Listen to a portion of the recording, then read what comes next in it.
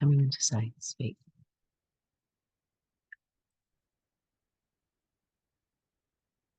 I'll wait for some people to come.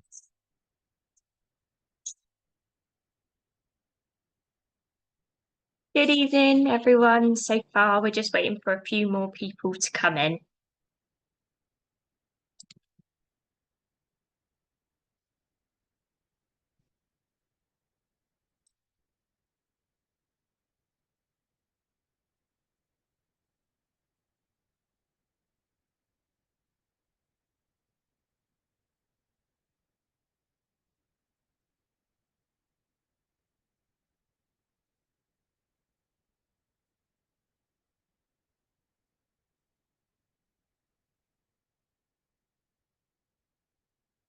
I think we're almost there time-wise, but we'll just wait for a few more to come in case there's any late ones coming through.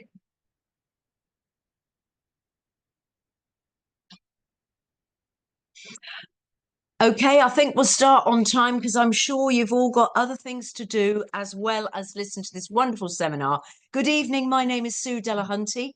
I'm one of the directors of FTA Financial and Wealth, and I'm accompanied this evening by Eponine Littlejohns, who is our head of protection and our protection specialist.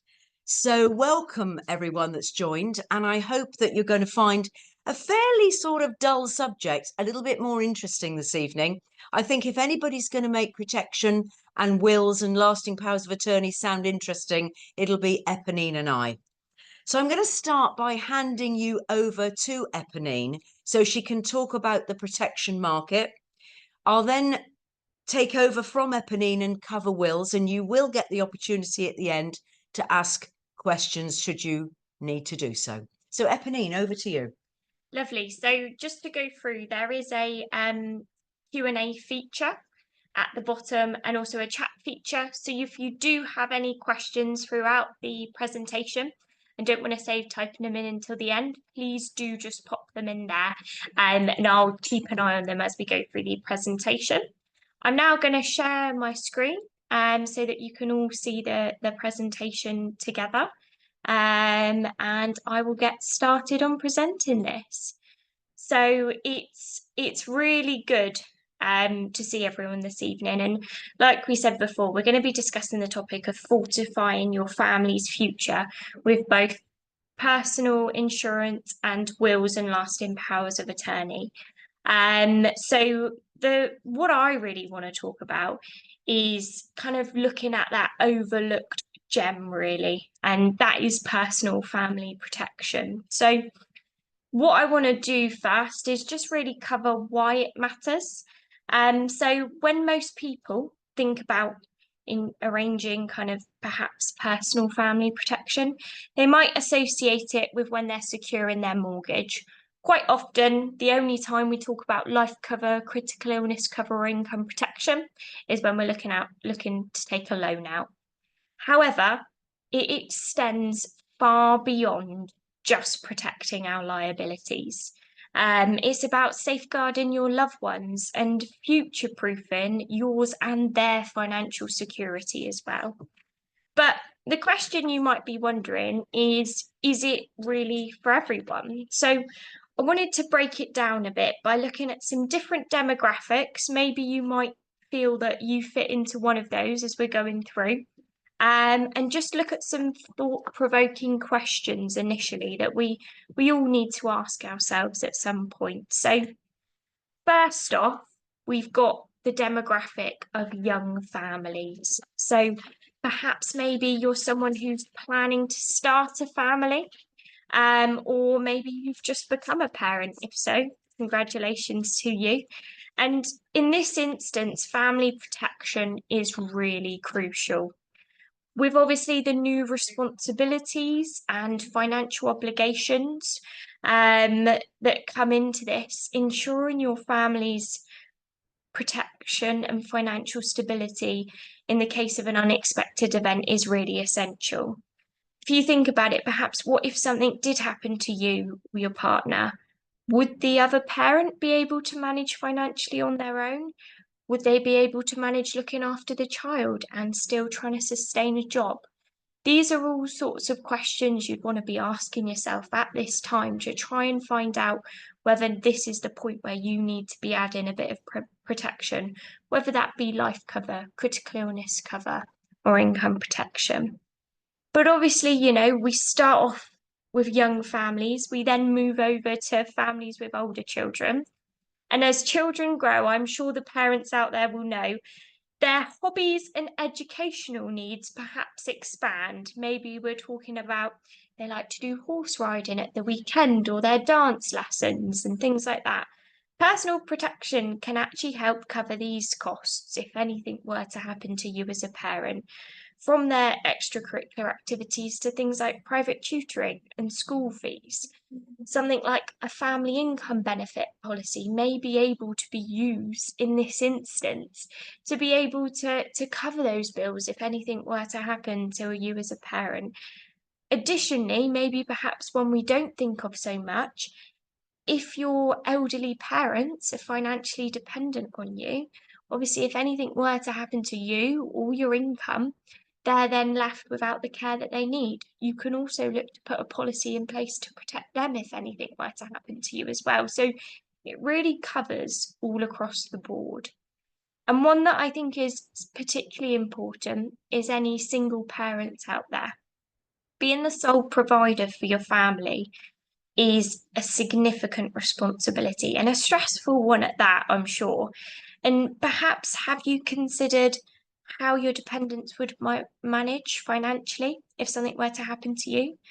Personal protection in the form of, again, life insurance, family income benefit can really offer peace of mind in this instance, ensuring that your children are financially protected if you were to pass away or become seriously ill. Now, we've looked at kind of the demographics of people with children. What about new couples? Well, whilst not the most romantic topic for the first date, personal protection becomes important as your relationship progresses and perhaps as you move in together. Whether you opt for perhaps a single or a joint policy, it's crucial to ensure that both incomes are protected so that you can both maintain your lifestyle even if one partner can't contribute financially anymore. And you may also be thinking, oh, these single or joint policies, which one's right for me? Well, you can get single cover, and this means even if something were to happen to your relationship, you can look to still have your cover. Whereas joint cover, whilst being slightly more cost effective, it only pays out once in the event that something happens to either of you. So it's really worth considering these. And obviously, this is something you want to look into. We can have a meeting together to discuss the appropriateness of these kind of insurances. And then perhaps we have our one of our last demographics. We've got the homeowners. Now, congratulations on securing your home in this unprecedented market that we are in at this stage. And although with everything you've got to pay for, mortgage fees, solicitors' fees, everything like that, adding insurance may just feel like another burden. But perhaps consider if really, realistically, you or your partner could afford to stay in your home without financial protection in place in the event of a tragedy. And also, this kind of protection, if you've got no other needs in that regards, can actually be quite cost effective when we come to mortgage protection. And even perhaps after paying off your mortgage, after your children have left home, you've got the wealth and estate planning, which really comes into its own at this stage. But I know Sue will delve into this later, so I won't tread on her toes here. But really, it is an overlooked gem here, the personal family protection, because whatever situation you find yourself in, it does offer you cover that we all need in today's world. And I think perhaps what I'd like to do next is sort of look at choosing the right option. So there's 4 main types of cover. We've got life insurance, family income benefit, income protection, and critical illness cover.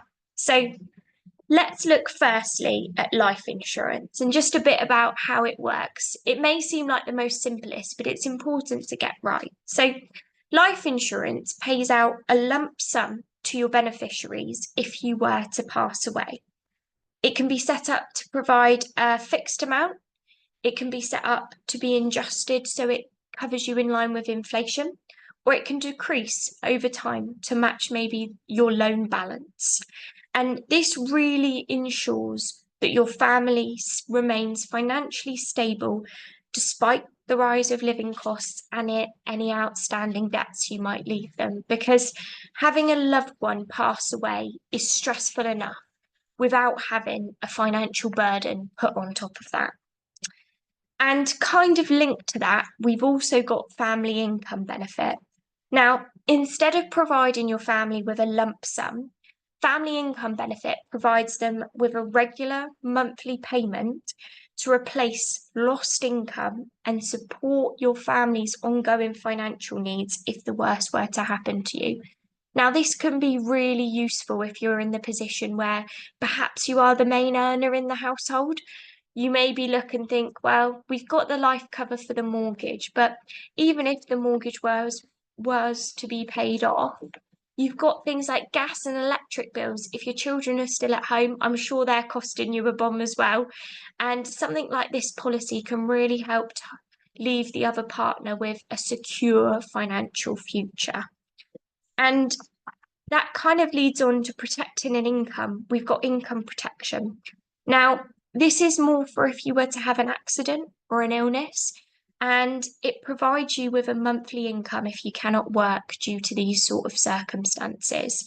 And I'd actually like to take you through a case study of where income protection has actually helped someone I know. So I think it would be a good idea to look at Mark's example. So Mark, he was working in loft conversions for 21 years.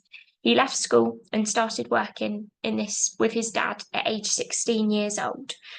And he started, building the business himself. And as a sideline, as well as building this business himself, him and his wife were renovating houses together.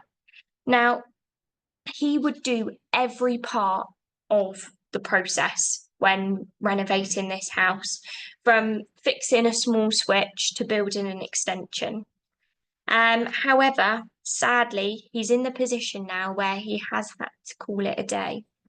And I'd like to take you back to when this kind of happened for him. So it was something as simple as he was running for a train. He wasn't sprinting, he was just doing a light jog, and his body just gave way. His knee gave up and he fell to the floor. And he got up and thought, I've done something here. This really hurts. But he was after a train and he didn't want to miss it. So he kept moving. But after 3 or 4 steps, his knee gave in again. He knew at this point it was time to go home. So the next day, he was on the sofa and he realised he couldn't bend his leg at all. He could hardly do any movement. So he thought, he'll go to see his local osteopath. Maybe he's just injured something slightly. But it turned out he'd torn his meniscus. Now, this led him to needing an operation. And he was told that it would take him at least 6 months just to start walking again. But they told him, Mark, you need to change your job. You're not in the position where you can continue this. But because he was self-employed, he knew that at some point he'd need to go back to work. So he was trying to get himself better. The only problem is the other knee then went. He now had to go through another surgery and another period of time. He knew in the back of his mind he was going to have to massively change his lifestyle, all the way from perhaps changing the type of cars they drive, changing how many times they go out for dinner as a couple, and changing the sort of hobbies they do at the weekends with their children. But he did have income protection, and I think it's really interesting to find out how this helped him. So it really was a game changer for him. Now, at the time that he did these injuries, although they'd been buying and selling houses and renovating them, they did have quite a large mortgage on their house. But his income protection was able to pay the mortgage all the way through until they were able to downsize. At the point they downsized, he was in the position where this pot of income protection that he'd taken out was able to provide him with enough money to pay for his gas, electric, shopping, pay for their cars, and pay for their day-to-day expenses. However, despite receiving this benefit, Mark really remained determined to return to work. He was thinking about what he could do when he was sat at home waiting for his knees to recover. And he was thinking, actually, with his experience, perhaps he could become a surveyor. The only problem is, the only way he could afford to do this training course was if he sold his truck and sold all his tools. Apart from the house that was now their family home that they lived in, he did not have any other assets. But he thought, okay, if the income protection provider can just support me while I'm getting this training course, then I'll sell all these assets and I'll try and get back to work. He's a man who likes to stay busy. Now, he's told the insurance provider his situation, and he was really keeping his fingers crossed that something good would come out of this. So, as unlikely as it seems, the insurance provider actually got into contact. He was sat at hospital waiting for one of his checkups, and the phone calls he got caused him to actually burst into tears. They said they'd offer to pay not only to support his lifestyle while he's going through the training, but fully pay for his training as well. And this is because they knew that the sooner they could get him back to work, the less other health problems he'd benefit, the less they'd actually have to end up paying in the course of the claim, because people who are working, people who are occupied, they're often happier and healthier. Now, when we look at this policy, we can really see that it's designed not only just to pay you with an income when you get sick, but it's there to work with you individually, and try and find a positive outcome, and whatever that might be. Whether you choose to go back to work with new skills in an industry you love, or whether you do need to stay off until retirement, it can be a really, really beneficial product for everyone. And I think if we look at Mark, it not only supported him for his immediate needs, but also his long-term career shifts. And it's why it's probably a product so close to my heart.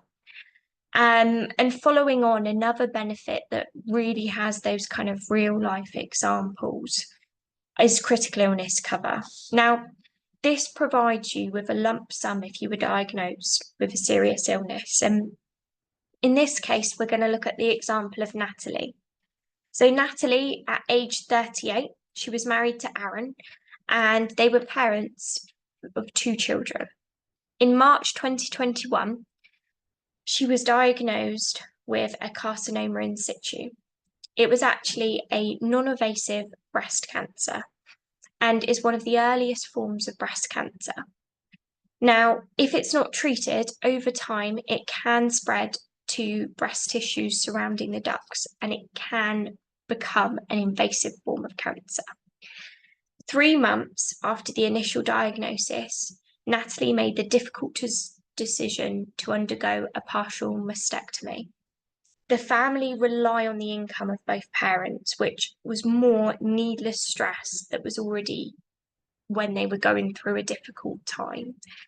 Now, fortunately, when Natalie and her husband bought their second home, they'd put critical illness cover in place.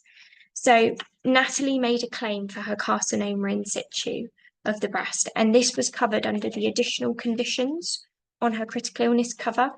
So a successful claim was made, and the family received £21,000.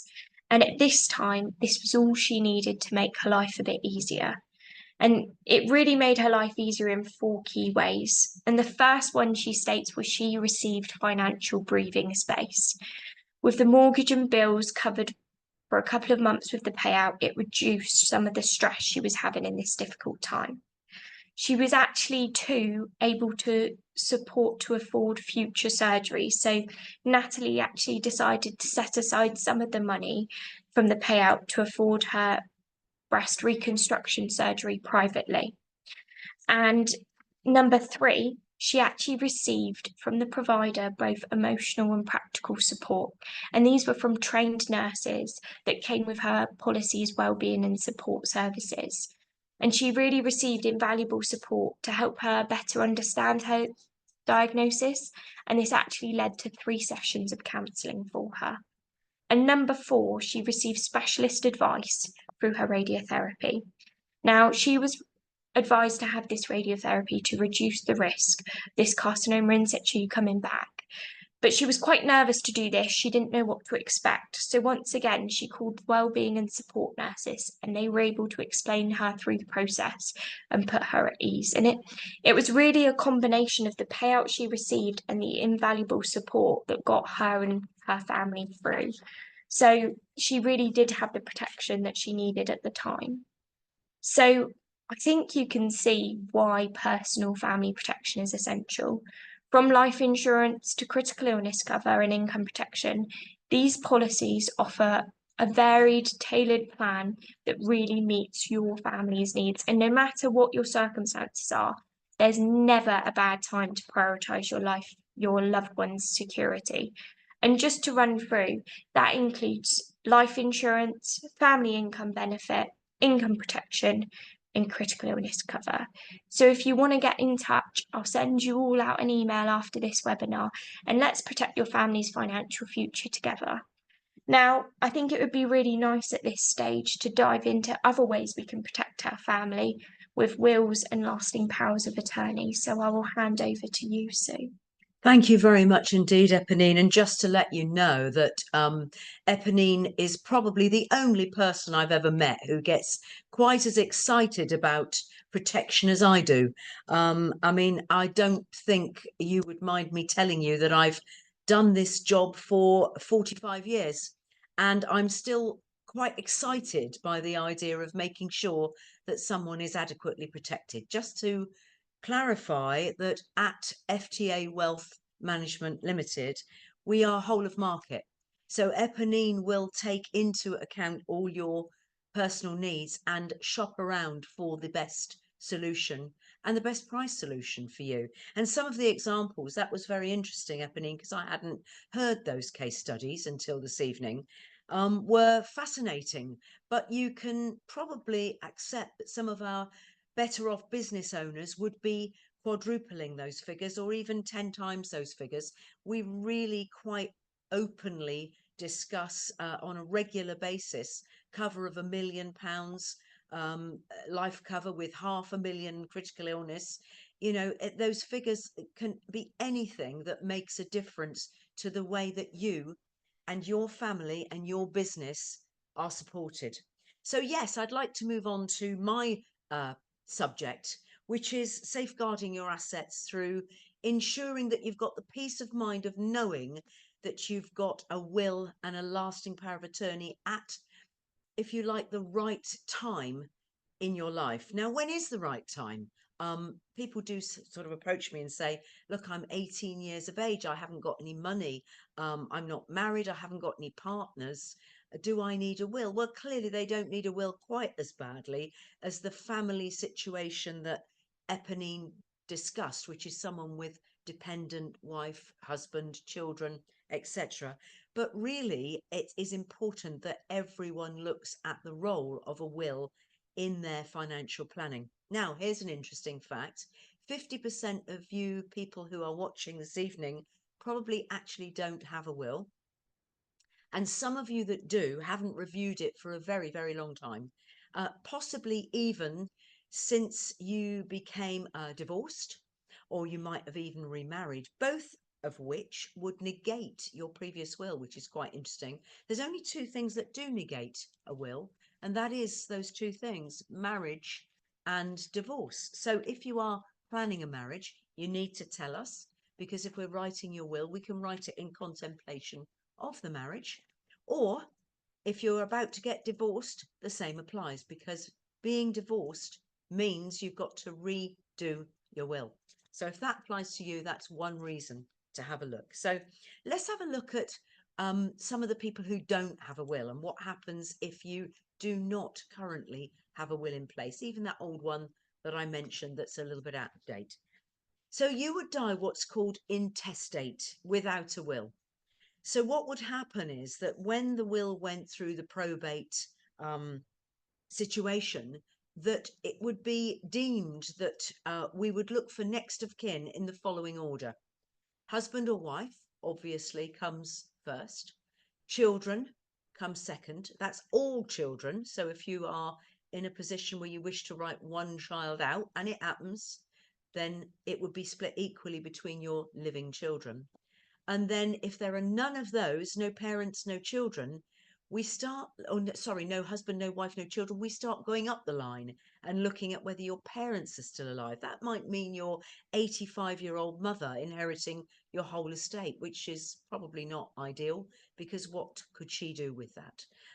Or what would you want her to do with it? Because she may die herself in the near future, and therefore then pass that to people that you probably wouldn't have chosen to benefit in the first instance. So dying intestate means that your assets do not necessarily go to those that you wish to benefit from your estate distribution. So the first reason for writing a will is make sure the right people get your money. Secondly, very important if you've got children, because if you don't have a will, you will not have a guardian for your children under the age of consent. Now, this is a much unknown fact, but if you do not appoint a guardian in your will, then your children do not have any necessary automatic link to your mother, your father, your brothers or your sisters. If anything was to happen to you and your husband, stroke partner, stroke wife together. So here we have orphan children who you would think would be picked up and looked after by the family, who become the ward of court and are looked after for an interim period of up to a couple of years while this gets solved by the social services. And I'm positive that none of you would like to think that that would happen to your children. There are various people involved or entities involved in making a will. And when you go to a solicitor, they usually offer you only the one choice, which is, why not use us as your trustees? This is Bloggs and Company, firm of solicitors. Now, why do you think that they wish to be your professional executors and trustees? And that is because when you pass away, there's a large business going on in what we call probate and distribution of assets after the will is read. Now, I am sure that the majority of you, especially the business owners, have brothers, sisters, friends, mothers, fathers, and even children who are quite capable of being involved in that role as both executor and or trustee. If you feel that that's not the case, professional trustees are available, but you can shop around for a deal where you can pay only for the services and the expertise that you need, and your family can take charge of some of the more easy to administer and maybe business related matters that occur if you die prematurely. So saving yourself money by writing yourself a will with business experts like ourselves, because when we write the will, we're looking at writing it for you in your capacity as a medical professional in the main, and running sometimes a very successful business. So we would be looking to save you money from the day you wrote the will, not from the day you died. So appointing those guardians, someone who can look after your children, bring them up in the same moral code that you would have liked them to be and brought up in, follow the same religion, same educational plans that you would have had in line for your children. By appointing those right people, you can make sure that that happens. And secondly, ensuring that the executors and the trustees, that's anyone in your family or close circle who are over the age of 18, who you trust, will actually administer the affairs and any money, possibly even to those underage children, that you would wish to have done without it costing you an absolute fortune. Probate costs can be 5, 6, 7% of the overall estate value if you leave it in the hands of a professional firm. But if you need a professional, they're there and you can dip in and out of those services. Wills, if you write them correctly, can offer you other services. For example, we can protect your assets against what I call financial predators. What you will probably think of immediately is tax. Now, while I can talk to you about inheritance tax, I'm going to leave that right to the end, because there are many, many other financial predators who are looking to take a little slice of your asset should anything happen to you. I'll give you an example. I mentioned marriage and divorce. So normally an estate looks like this. We have man and wife leaving money to children and to the children's children. Now, should you pass away and your children inherit from you, but be going through a very unpleasant divorce at the time of your death, what a good and a well-written will can do is to protect the family bloodline assets from a very unpleasant and predatory spouse. Now, if you do not do this in a normal divorce settlement, inheritance is taken into account and is split 50-50, or even more in relation to the one who has the child's care. So it could be that your son would lose even more than 50% of his inheritance to his estranged wife if it was happening just as you passed away. Now, how can the will help? If you write your will with a certain trust involved, then you can leave the money so that it doesn't pass to your son on death. It passes into a trust, a family trust for the Delahunty family. So only in my family would my bloodline inherit my money. My bloodline's partners would have no say unless I wished to include them. And I can, if I get on really well with my daughters and sons-in-laws, I can write them into my will, but they have no automatic rights. And the same goes for the next generation. So you're actually protecting your grandchildren against the very same things happening. Leaving divorce aside, other predators would be bankruptcy. If one of your children was going through bankruptcy, the bankruptcy court cannot access your son, daughter's share of the assets because, again, it's passed into a family trust and your child would take their share at an appropriate time. They could even be a trustee of their own trust if you wish to make them so they could administer their own timing over when would be most appropriate to take the money out and how much and in what proportions and when. So there's a lot of control there and flexibility. Another financial predator, and I'm sure slightly older people, certainly my age group, start thinking about these, is long-term care fees. Lots of people come to me and they say, you know what, I've saved up all my life. I've got a decent sized estate. I've got a nice house and some money and some savings. What happens if I need care? And they're right to worry because my own grandmother lived till 96 years of age, 20 of those years in care, and had absolutely nothing when she passed away because the sale proceeds of her house and all her savings were used in providing her with care. So what we can do is protect your married couples who own a property together against one of you needing care and the other one living in the house maybe and being forced to sell the house and move out. That cannot happen. We would advise a certain type of trust. It's called a property protection trust, so that the deceased partner's share basically doesn't belong to the surviving partner. Surviving partner needs care. The deceased partner's share can be used, lived in, sold, moved into, moved upwards, moved downwards, complete control, but that doesn't get taken into account when it comes to analysing their situation financially for measurement against needing to provide their own care. And this is going to get more prevalent as we live longer and we need more care and we are more expensive to look after. So that's one type of trust. Another probably less happy trust is if any of you have a disabled or a child with something like deafness, blindness, autism, that type of recognised disability. That child could now be an adult. And you might be concerned, I have a disabled grandson myself, about what might happen to that child when they grow up. How are you going to provide for their care? Here's some good news. If you do decide to include them in your will, there are some tax benefits in setting up a separate small fund in a separate trust for the disabled member of the family so that they benefit from an extra tax allowance. Just to cover those tax allowances, I will look at this from an inheritance tax point of view in a moment. But basically, when I look at writing your will, I am not predominantly looking at trying to save you tax. I'm trying to make sure that what you wish to happen to your assets happens. It goes to the right people at the right time without any predators getting hold of it.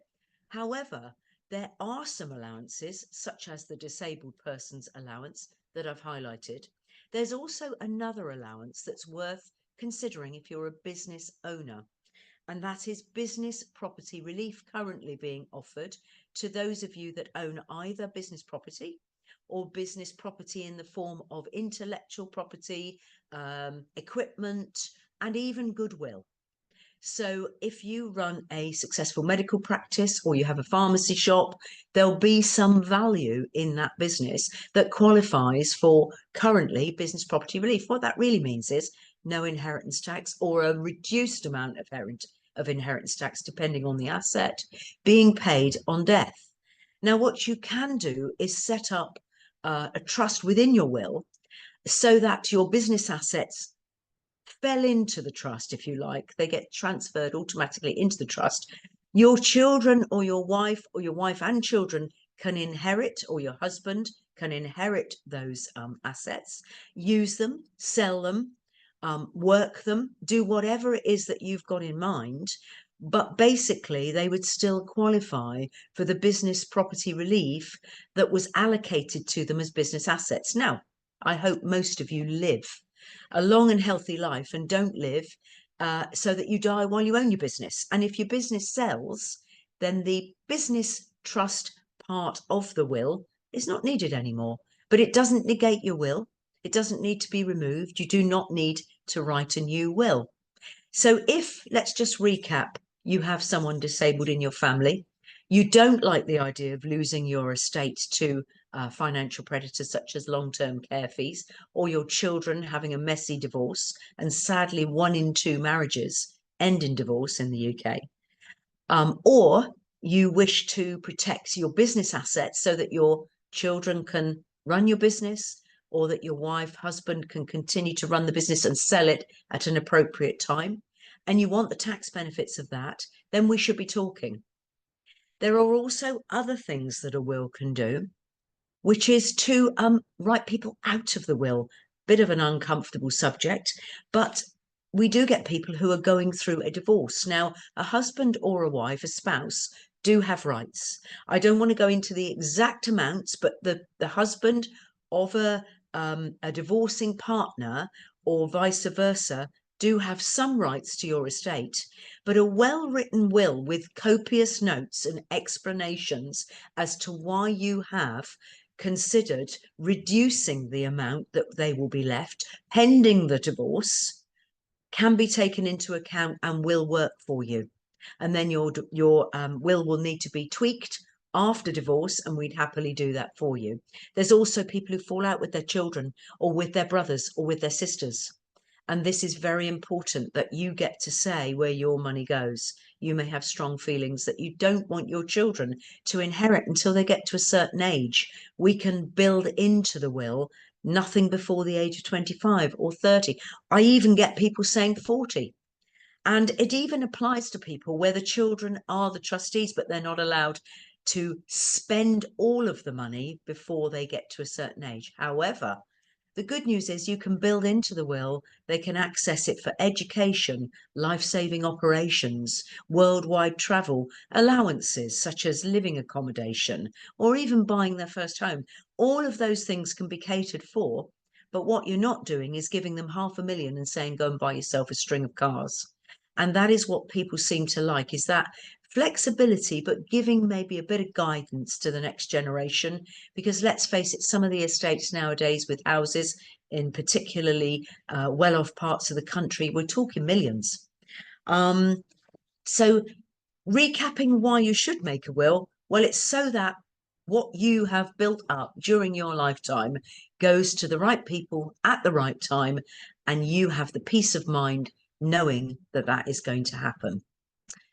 Now, some of you are much more likely to become ill than to die. For example, if I'm talking to somebody who's under the age of 50, your mortality figures are pretty good. You're not likely to die of an illness. You might walk out under a bus or something like that.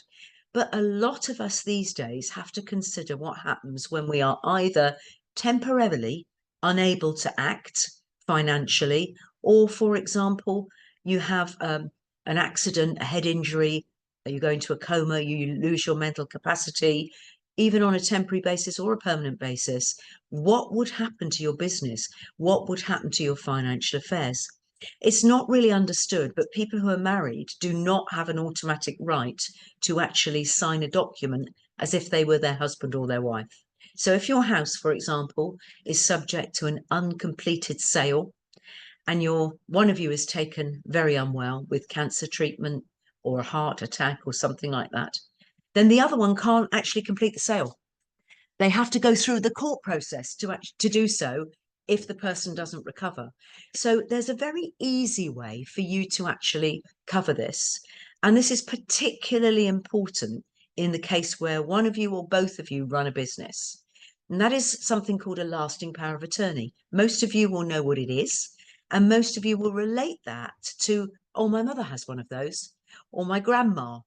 And you don't think of people your own age who are active and in business as needing a lasting power of attorney. I would argue in a way that you probably need it more, because your financial affairs will be more complex and probably need more swift action.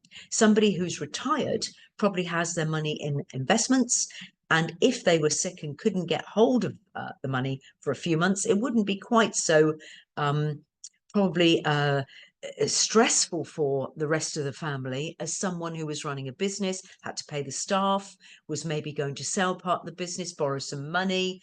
You can see where I'm coming from. Now, what you'd have to consider if you were going to set up a lasting power of attorney is who would be your attorney. Many people appoint their partner as being an attorney, with someone else stepping in as a reserve. Always, always think of a reserve. Why do I say that? Because if you're with your partner and you're out and you have a car crash, you're both wiped out. Possibly not to an equal amount, but both of you will be affected. So therefore, have a reserve, and it's someone who has the capacity to act in financial affairs. There's two types of attorneys. One of them affects your financial affairs, and the other one, which is less popular, but equally important, is your health and your welfare. That's where you might say to me, I have religious beliefs and I really don't want blood transfusions in these circumstances. Or if I get to this level of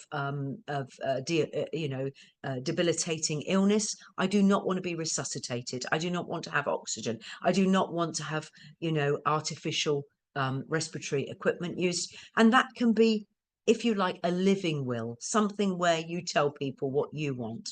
But more important for today, because we're talking finance, is the financial and the welfare, the financial and property powers of attorney. So this is where you can step in for someone selling a business, selling a property. Now, the good news is, if you are business people and you set up a business power of attorney, or a power of attorney to be used in business, then we can put that to the cost of arranging such a document through your business. It's very necessary for you running a business to have someone as a successor to stand in should anything happen to you. I've been doing this job for a very, very long time. I'm a mother, I'm a grandmother, I'm a business owner, and I'm past retirement date. So I'm kind of all the things that I've talked to you about, a homeowner, and I've been through a divorce. So I've got all of those life experiences under my belt. And I know the impact of all of those life experiences on my changing, if you like, situation regarding my finances. Now, if I didn't write wills, I probably wouldn't have changed my will as much as I have, but my situation has changed. I hope that your situation doesn't change. And if it doesn't, I seek to write a robust enough will so that you don't have to keep reviewing it automatically every 5 to 10 years.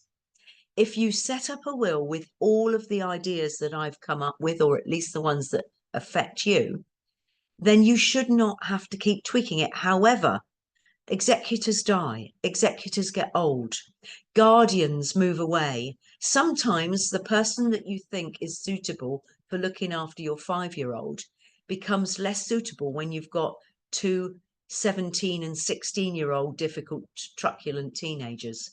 And you might pick a very different person to give the guidance and the support that your child needs.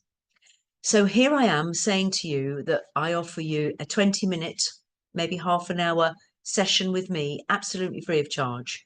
And during that time, we would establish what I believe to be the right course of action for you. I'll summarize it. And if you take my advice, that's wonderful. If you don't, then at least I've helped you by illuminating what you've got to consider when you go forward. So just to summarize now, we've talked about Eponine protecting your family. We've talked about me saying if you haven't got a will, you're not protecting your family. So you really should have one. And why don't we? I'll tell you why we don't, because we don't get round to it. We offer appointments by Zoom. It seems to be extremely popular because you guys are so busy. You do not have time to come trolleying into my office for an hour and then come back in another 3 weeks for another hour to read the will through. We do everything on video call or Zoom call or whatever it is that suits you best. And everything's done remotely if that's what you want. Now, there's one other thing I haven't talked about in detail, and that is inheritance tax planning. Clearly, a lot of you will be concerned as you reach the end of your life or even the middle of your life as to how large a pot of wealth you are creating.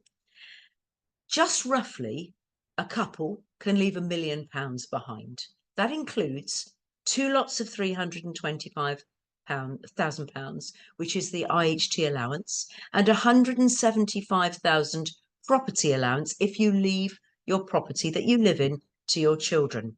So that's a kind of maximum that we're talking about £1 million between you. And I would hazard a guess that a good proportion of you are worth more than that. Add in your extra property that you've got as investments, business assets when they're sold, investments, property that you own, cars, jewellery, all of those things add together to be your assets. Now, there's one very simple way of reducing or dealing with your inheritance tax liability, is to accept it. This is to accept it. Lots and lots of investments exist where we can put your money away from the tax man, but that means you investing. Let's imagine that you are, the majority of your money's in property or in business, and you haven't got to that stage where you've realized your assets. The simplest way to protect against or deal with an inheritance tax liability is to accept it's there and work out a way of how it could be paid. I myself have done this. I'm really a big exponent of it. And once you get your head around this, it is a no-brainer. Eponine's spoken about life cover, and the healthier and the fitter and the younger you are with life cover and any form of protection, the better. So when you get to my age, and she talked about that poor man with his knees, I've got knees like that anyway, and there's nothing I can do about them because they come with age. Now, basically, what you are looking at for somebody the other end of the spectrum who wants to raise money to pay off an inheritance tax liability is, again, do this while you are younger and fitter. Do it while you're in your 50s and 60s, not in your 70s and 80s. It can be done. And the reason that we suggest that is the older you are, the more expensive it is. I think you'd be very surprised at how reasonable it is to insure for a decent amount of money in your 60s. I have £690,000 worth of cover. I pay under £200 a month for 690,000, and it pays out not if I die, but when I die. Now, the only thing I have to do to get that right is pay my premiums. And you're probably thinking, well, that's quite a lot of money, but you might not need 690. I actually don't need 690 anymore. I could probably half that and it would be fine. My children are all doing absolutely wonderfully. I don't have that big an inheritance tax liability anymore, but I was married when I took that cover out and I haven't reduced it because it's quite easy to reduce a policy. I can't increase it. So I'll reduce it when I'm really ready to do so. However, most inheritance tax liabilities are a few £100,000 max. So do take the opportunity to get a quotation. Don't be frightened. And if you're in good health, and I'm lucky to say that I am, you don't smoke and you don't drink much and you're a decent weight, average weight, and you don't have any heart conditions, diabetes, that sort of thing, then it's going to be standard rates. We can still help you if you do have a few little niggles, but we need to know about them because then we will shop for the best underwriting that we can find. So I only want to talk about that one solution. However, if you're in a position where you have got a lot of money to invest, my son Adam is another person on the team here who'd be very happy to help you with inheritance tax friendly investment schemes. That's not something we're going to cover tonight. We're looking at purely protecting your family and protecting your wealth. Thank you, Eponine, for the opportunity to talk. I think Eponine is now going to talk to you about how you can fire a few questions at us. Yeah, thank you so much all for joining this evening. Your time and attention have been greatly appreciated, and we hope you found the information on both the personal family protection and wills and lasting powers of attorney both insightful and valuable. Up on the screen now is mine and Sue's contact information. We've got both of our email addresses and our telephone number there too.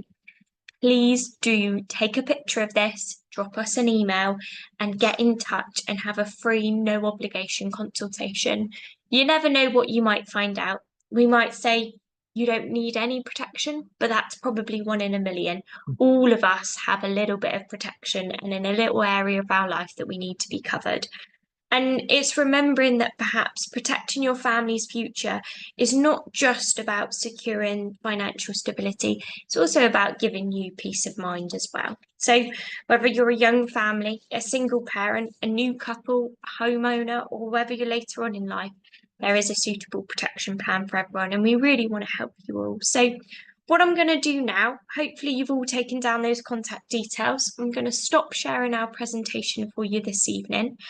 And I'm just going to have a look in the chat box and see if we've got any questions here. So we can see one's coming on my email. Now this one's probably more directed at myself. It says, can I get cover for my children too with life and critical illness cover, or do they need separate cover? So, interestingly enough, both life and critical illness policies can come with what's called children's critical illness cover.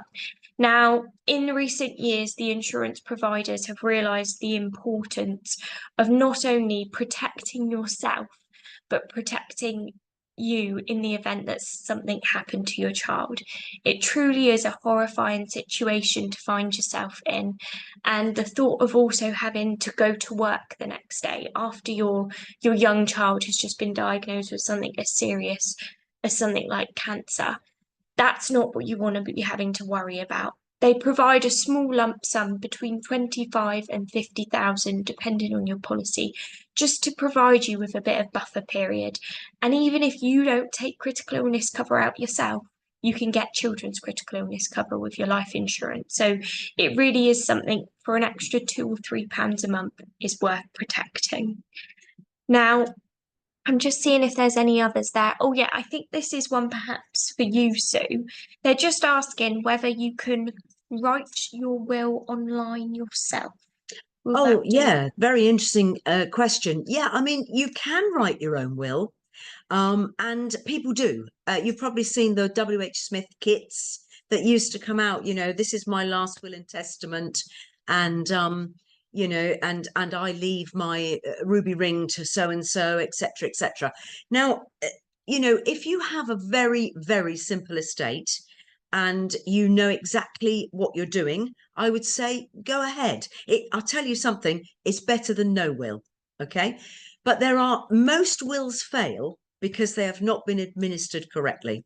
So when we administer your will, for example, what we call attestation process, which is the signing of the will, there has to be two witnesses in the room at the same time using the same pen.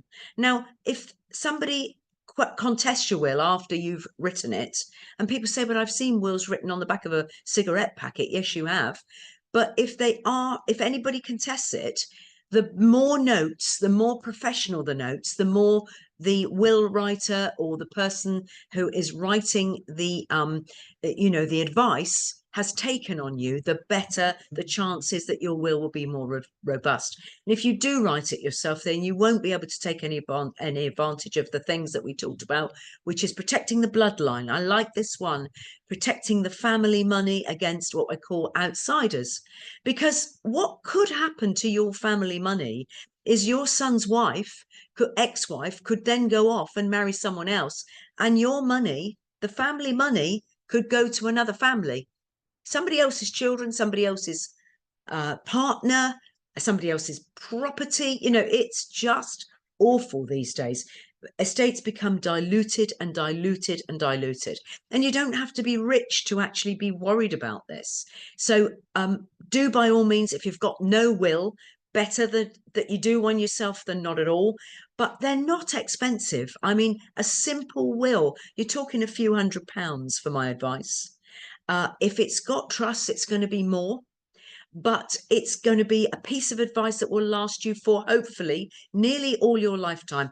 I do reserve when I say nearly, because I do have some clients who are like 30 years, my client, and they have appointed, brothers, sisters, and sadly, their siblings have started to pass away. That's what happens when you get to the age that I am. Everybody seems to be ill, or I look at the obituaries now instead of looking at, nicer things in the newspaper.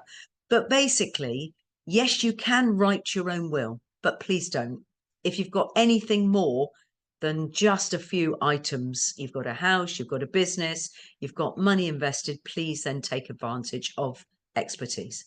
I really appreciate your comments, Sue. And I think before entering in the industry myself, I thought the packs were pretty good. But to be honest, seeing how much work you put into arranging people's wills and trusts, and probably even questions that they don't even think about. What about their pets? Where are they going to go? Yes. It's all things like this that we don't think about ourselves. One of the most unthinkable things is what happens if your children predecease you. And I have people in tears when I ask them these questions, because they don't actually want to think about the things. It's a bit like what you've said, Eponine, children getting cancer. There is no financial amount that can make up for that. But what Eponine is trying to indicate, and I indicate, is it can just make things a little bit more comfortable. Well, I'm having a look and I don't see any other questions this evening, and I know we're getting close to our time. Oh, that's wonderful. But I just wanted to say thank you so much. And if you have any other questions or queries and need any other service assistance, you have our contact details. Please don't hesitate to get in touch. We're here to help you really navigate your options and find the best solutions for your unique needs. So I think on behalf of Sue and myself, I'd just like to once again thank you for your participation and engagement tonight. I hope you have a wonderful rest of your evening, and we both really look forward to supporting you in securing your family's future. So if there's nothing else from you, Sue, I think I'll say goodnight to everyone this evening. Well, I just wanted to say the interesting thing about these webinars, and we do one nearly every month now, myself and Eponine, on different subjects. So we hope to see you again on different types of subjects that will affect your family. But more importantly, we seem to get a lot of inquiries, not just from the people that are taking part and are watching, but their friends and family. So please feel free to reach out to your friends and family. We will then arrange for a recording of this webinar to be sent to them. So please let us know if there's anybody in your family or your work circle or anybody else that you'd like to benefit, because we'll send them a recording that they can dip in and out of to suit themselves. But thank you, Eponine. Yeah, yes, of course. And I'll get all the links sent out in the next week or so to each one of you who've both registered and attended this webinar. So if there's anything you missed out, if you came in halfway through, you were finishing up at work, don't worry at all, you'll get the rest of it. But other than that, yeah, thank you all so much for your time. It's good to see everyone here tonight, and I'll say good night from both of us. Have a Good good night. evening. Bye bye.